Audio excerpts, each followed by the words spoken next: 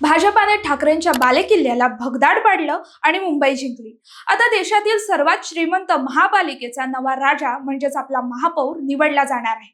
मात्र ही निवड कशी होते हे तुम्हाला माहित आहे का? चुरस, नियम आणि प्रोटोकॉल हे सगळं कसं घडतं, चला जाणून घेऊया महापौर खुर्चीसाठीची चुरस। विजयाचा गुलाल उधळल्यानंतर खरी धावपळ सुरू होते ती कोकण भवन मध्ये।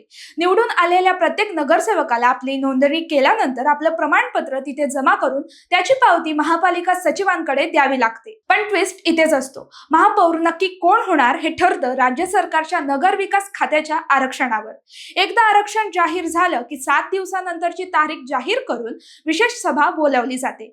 निवडणुकीच्या 3 दिवस आधी महापौर पदासाठी उमेदवारी अर्ज भरता येतात आणि निवडणुकीच्या 15 मिनिटे आधीपर्यंत अर्ज मागे घेण्याची मुभा असते। जर महापालिकेत उपमहापौरांची नियुक्ती होणार असेल तर त्यासाठीही निवडणुकीच्या 3 दिवस आधी अर्ज भरता येतात आणि निवडणुकीच्या 15 मिनिटे आधीपर्यंत अर्ज मागे घेण्याची मुभा असते। इथे खरी रंगत येते ती प्रतिस्पर्धी पक्षांच्या अर्जामुळे। जर कोणीच समोर नसेल तर मग बिनविरोध निवड ही निश्चित। निवडणुकीच्या दिवशी सर्वात ज्येष्ठ नगरसेवक पीठासीन अधिकारी म्हणून जबाबदारी सांभाळतात। मतदान कसं होतं तर ते थेट आवाजी पद्धतीने।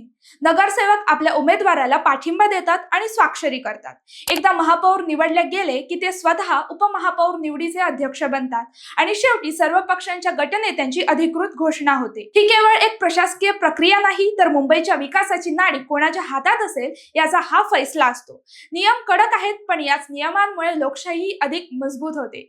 तर ही आहे मुंबईच्या महापौर निवडीची पडद्यामागची गोष्ट।